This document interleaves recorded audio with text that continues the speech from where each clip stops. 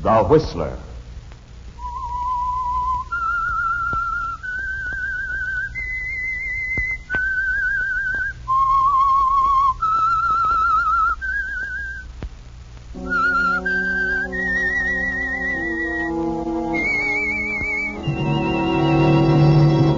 I am the Whistler, and I know many things, for I walk by night.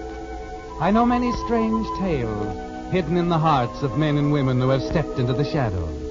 Yes, I know the nameless terrors of which they dare not speak. And now the Whistler's strange story. Death in 16 millimeter.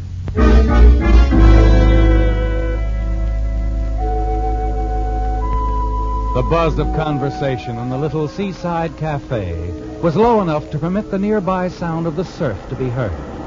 Paul Benton looked past the girl sitting across from him, watched the water for a moment, quietly and thoughtfully, remembering the first time he'd told her that he loved her. It was 2 years ago, Cynthia. 2 years, Paul? Mm-hmm. The first time we came here.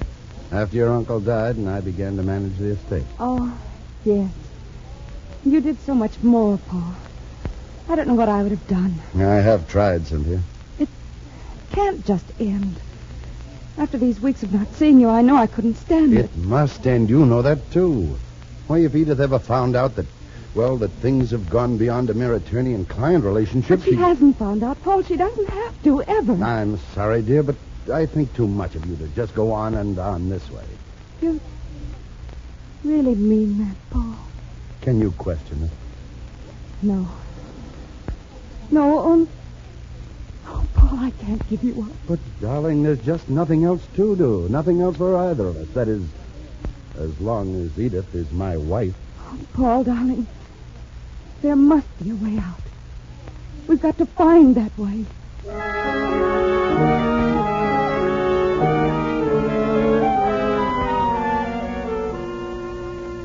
There must be a way out. Yes, Paul. You have her thinking in the right direction, haven't you? The way the tears mounted quickly to her eyes. Then that odd little look of determination, of hate almost. The plan you've figured out is beginning to work, isn't it, Paul? It's like those waves outside the Cove Cafe, almost ready to break out into the open, smash against the rocks, wash everything clear. Your unhappy marriage, your confused, disinterested relationship with Cynthia, a relationship that would have remained strictly attorney and client if it hadn't been for Cynthia's money. Wouldn't it, Paul? Yes. But money is all important to you, and some of Cynthia's is almost within your grasp as you carefully urge things further along, increase the tide of Cynthia's emotion, urge her to the brink of murder. I've thought and thought about this, Cynthia. You know how much I want you. Last night I begged Edith for a divorce. Paul, you risked letting her know about us? Oh, I didn't mention you. I just said I was in love with someone else. Oh, darling. Oh, I'd have risked anything if I thought it would do any good. But it won't. She refused me. She'll always refuse me as long as she lives. I wish I dared talk to her. No, Cynthia. Don't ever let her know it's you, Cynthia. Because talking to her won't do any good, I'm certain of it. Edith and I have become fairly good friends, Paul. If I could get her out someplace where just the two of us... It's useless, I tell you. There's no way, Cynthia. No way in this world. I'm not so sure, Paul. I'm not so sure. Cynthia, what do you mean? Nothing. Nothing, Paul. It's late. You'd better take me home.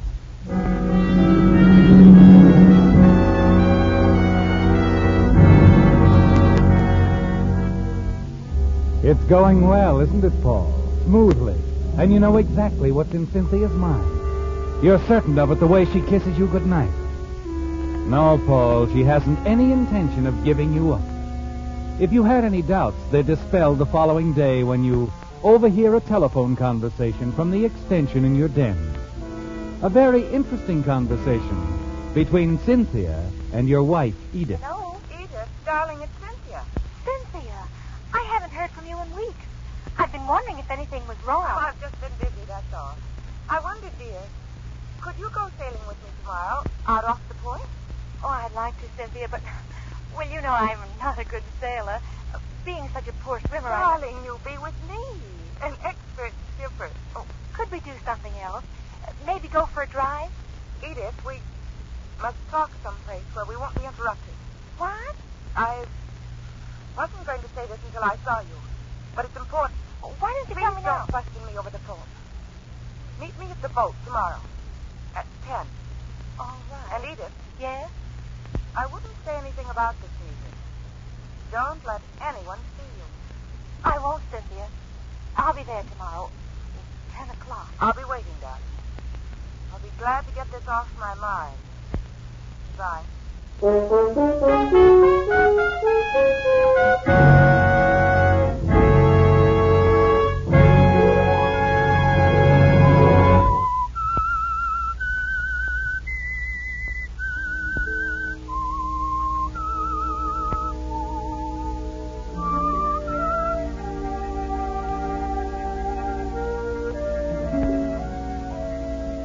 Well, Paul, so Cynthia is planning a sailing trip with Edith. A secret one, with a promise of telling her something about you. You're certain that it can have all but one meaning, and it can't happen soon enough to fit in with your own plan for some of Cynthia's wealth. At least $100,000, Paul. Perhaps even more later on. But there's still one more move, isn't there? That evening takes you downtown to an out-of-the-way studio apartment, which serves as a base of operations for a client and friend of yours, a commercial motion picture producer, Fred Mason. I'm afraid I don't get this, Benton. I don't get it at all. What's the matter, Fred? You've never questioned any other deal that's been offered you? This isn't nearly as unusual as most. Sure, I take pictures of lots of things. But this doesn't sound so good. $10,000 sounds good, doesn't it? Yeah, but sometimes it depends on how you earn it. You could afford to move away from all that racket. Oh, it doesn't bother me. Just the milk train. Lets a guy know what time it is. Quit stalling, Fred. Business hasn't been good, and you know it. All you have to do is take a half a reel or so of movies for a client of mine. Yeah, movies of what? Not commercial, I'll bet. Not exactly. You see, my client believes the wife of a friend of his is going to meet with an unfortunate accident. Wait a minute. If this is murder, I don't want any part of it. Who said anything about murder? Besides, you wouldn't be involved. I just want your pictures for proof in case it should happen. Why doesn't your client's friend save himself a lot of trouble and just get himself a divorce? He thought of that. His wife won't give him one. Now, it seems that he has a girlfriend who's the jealous type, and she's taking the wife sailing tomorrow. Where? Off Fisherman's Point. You know the spot. Tomorrow morning, sometime after 10. My friend has a feeling something will go wrong. So I want you around in another boat with a movie camera to get pictures of the whole thing. What for? Well, like I said, for proof. Sounds more like blackmail. Look, suppose I did go along and nothing happened. There's still $1,000 in it for you. But if there is an accident, your client will pay me $10,000 for the picture? And for keeping your mouth shut. Why don't you do it yourself? I've seen some pretty good stuff you've shot. I want a professional job. It's safer. Then there's the developing of the Look, film. I'll do a lot for dough, but like I said, you can handle it. I don't figure getting mixed up in any murder. You're forgetting something, aren't you, Fred? What? That little hit-and-run accident you were involved in last week? The one you came to see me about? You told me to keep quiet unless something came up. Yes. At the time, silence seemed like the best defense. But since the victim died, I'm not sure it isn't my duty to report it to the authorities. You can still count me out, Paul. There's not enough money in the world to mix me up in a deal like that. But I'll forget you were here tonight, if that'll help any. All right, Fred. That's the way you feel about it? Just forget it. Forget the whole thing.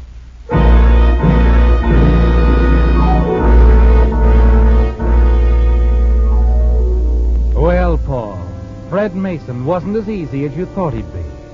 You're surprised and disappointed that he wouldn't go through with the deal. For it leaves just one answer, doesn't it? You'll have to use your own movie camera, develop your own film.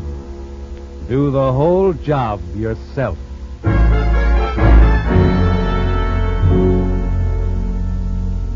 In In a rented fishing boat, you follow Edith and Cynthia's course.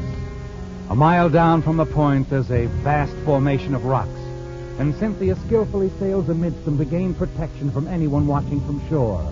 Approaching the area behind them, you cut the motor, allow the current to carry you along quietly until you drift into a commanding but protected position. A telescopic lens does the rest as the whole scene appears in the camera finder. Cynthia pointing suddenly to divert Edith's attention, then quickly shifting the sail. Edith is hit squarely and topples overboard. Cynthia dives in as if to help, but actually she merely watches Edith's feeble struggles until she goes under. Then it's all over, with Cynthia sailing off, alone.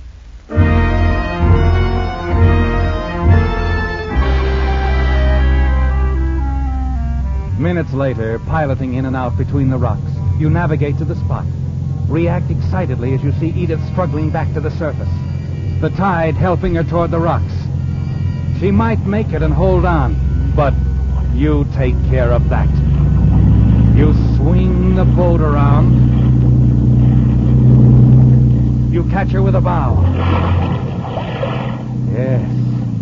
Yes, it's really complete now, isn't it, Paul? All over. For good.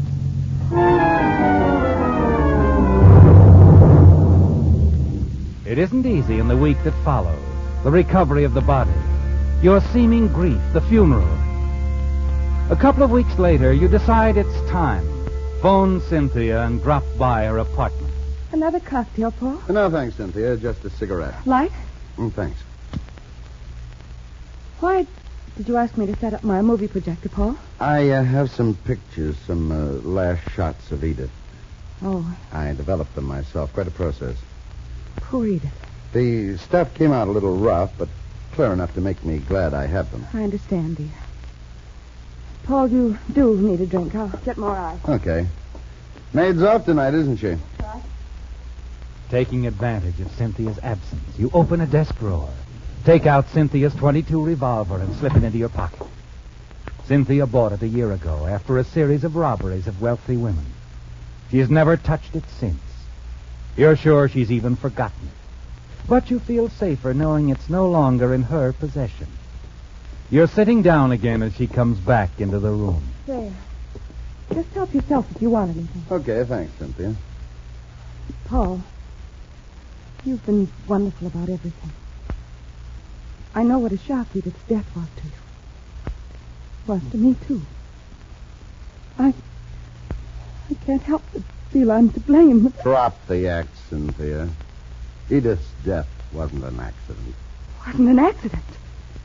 I don't know what you mean. Oh, yes, you do, Cynthia. And I have the evidence to prove it. Paul, you're not inferring that... As I said, I have the evidence. I'll switch off the light and you'll see what I mean.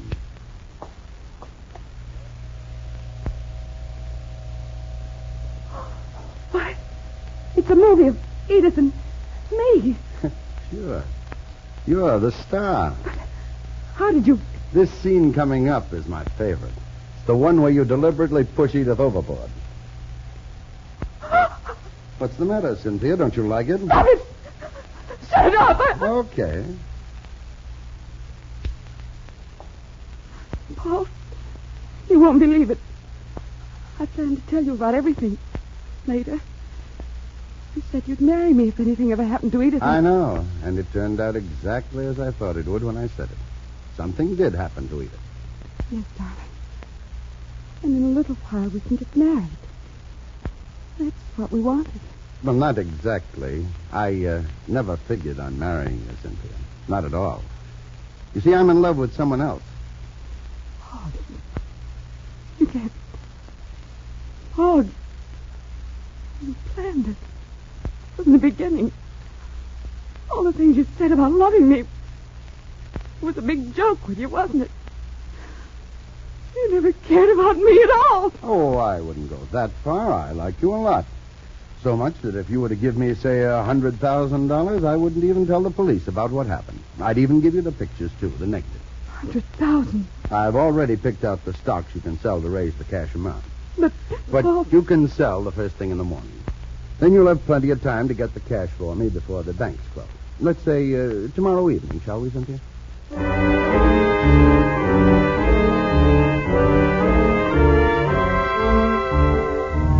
Back at your apartment, you congratulate yourself. The money is as good as yours, isn't it, Paul? You pour yourself a drink, settle back in your favorite chair, and think of all you can do with $100,000. And then... Hello, Paul. Well, Fred Mason. How about asking me in? Oh, sure, come in. Sit down, I'll mix your drink. Oh, no, don't bother. This isn't a social visit. I got to thinking over the little deal you offered me. Decided it was an easy way to pick up $10,000 after all. You're a little late, Freddie. I didn't want to disappoint my client, so I took the pictures myself. Maybe you like mine better. What? I was fishing further down, you see.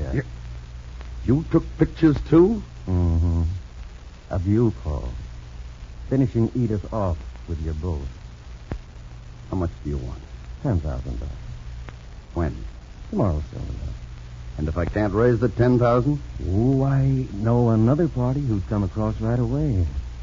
A lady named Cynthia Winter. Okay, Fred. I'll have it for you tomorrow. Good. Bring it to my apartment. Around 5 o'clock. I'll be there.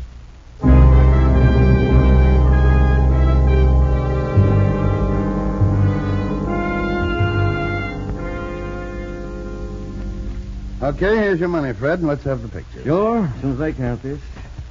Oh, looks pretty. Well, okay. Your film's on the desk. Projector's in the other room. If you want to run it, make sure it's all there. No, I'll check on that later. Right now, there's a little favor I'd like to ask you to do for me. What kind of favor? I want you to write a letter to Cynthia saying you won't give her the print or the negative of the film she wants unless she pays you $100,000. And that if you don't get the dough by tomorrow, you'll take the pictures to the DA. What are you trying to pull? I'm not that crazy. You won't write it? Not on your life. Maybe this will help you change your mind. But... No, wait a minute. Put down that gun. Fred, I won't put it down until you write the letter. Now walk over to that typewriter and sit down.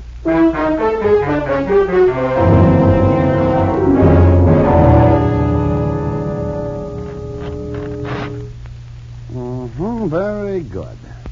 Now, one other thing, Fred. This print you gave me of the film, it isn't enough. I'll have to have the negative.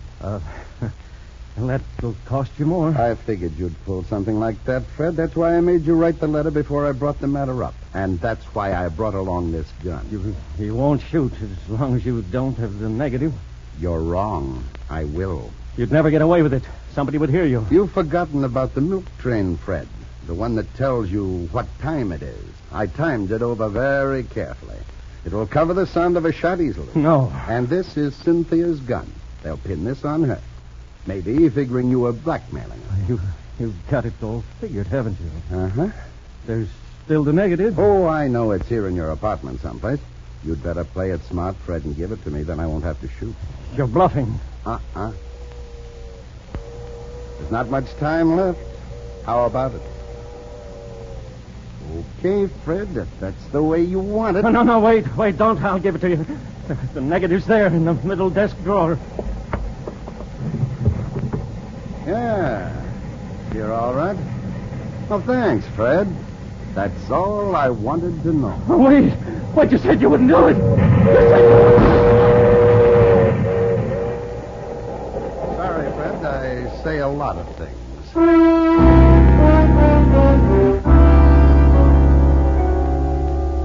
You make sure you have the negative and all the prints of Fred's film. Then you walk to the fireplace, touch a match to the edge of the blackmail note which Fred typed, and snuff it out quickly so that the police will think Cynthia attempted to burn it. You're having to alter your plans as far as Cynthia's money is concerned, aren't you, Paul? You'll have to be satisfied with $100,000 because Cynthia's arrest for the murder of Fred Mason will close the source of any future supply. You decide to get the money as soon as possible. You're sure Fred's body won't be discovered for several hours. So you look quickly around the studio, wipe the fingerprints from everything you've touched, shut the door, and hurry outside. You hurl Cynthia's gun into a small flower bed as though Cynthia had hidden it. But where you're sure the police will find it. Then you hurry home, destroy Fred Mason's films, and phone Cynthia.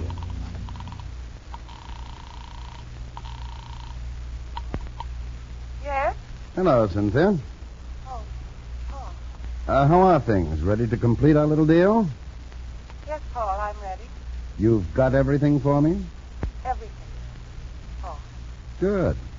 I'll be there in just a few minutes. I'll be here, Paul. Goodbye.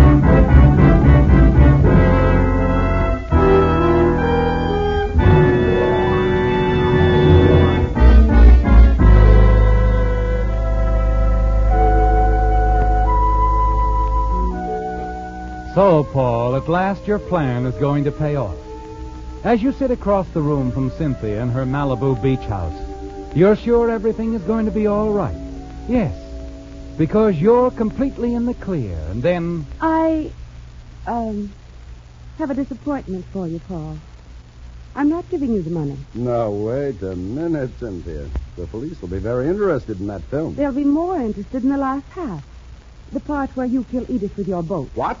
You see, Paul, a man named Fred Mason came to see me a few days ago.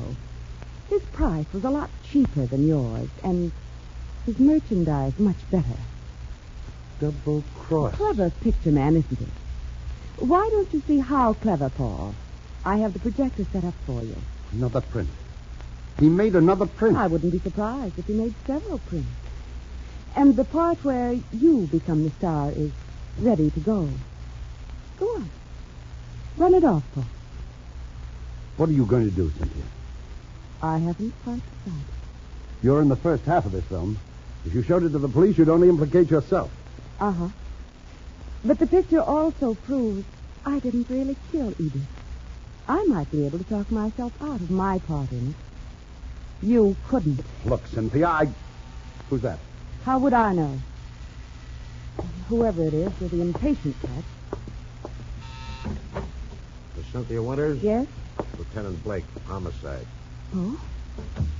After what you did this afternoon, I somehow didn't expect to find you home. What do you mean? You're under arrest, Miss Winters, for murder. Oh, but there must be some mistake. No mistake. We know you did it. What's going on, Cynthia? Who's this man? Who are you? I'm Paul Benton, Miss Winters' attorney. You better be a good one. She's going to need it. I'm Lieutenant Blake, homicide. Well, what's wrong? My boys and I stopped by Fred Mason's apartment a few minutes ago. We got a tip he was mixed up in a hit-and-run accident last week. We found him buried dead. But, officer, why would I have anything... You got a little careless when you left his apartment. The blackmail letter you left didn't burn up. But I didn't kill Fred Mason. We found a gun outside, too, hidden in a flower bed. 22, the kind ladies like to use. You ever see this gun before? Yes.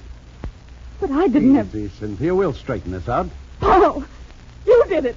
And fixed it so I'd get the blame. Cynthia, you're hysterical. Afraid you can't put the blame on anyone else, Miss Winters. The evidence against you is too strong. Well, now here's a coincidence. A movie projector, all set up. That blackmail letter we found mentioned some film. We couldn't find a trace of it in Mason's apartment. Now, this wouldn't be it in the projector, would it? No, Lieutenant, it's just... Snap off the lights and run it. Yes, sir. But it isn't anything, I tell you. Keep it going. Well, you've been fishing, eh, Mr. Benton? Looks like you're going to have a chance to make a rescue. Oh, you're a pretty good skipper. You can turn a boat on a dock. Turn on the lights. Well, that's the first time I've ever seen anyone murdered by a boat. I don't think you'll do her much good defending her for that Mason killing, Mr. Benton. You're going to need an attorney yourself for the murder of your wife.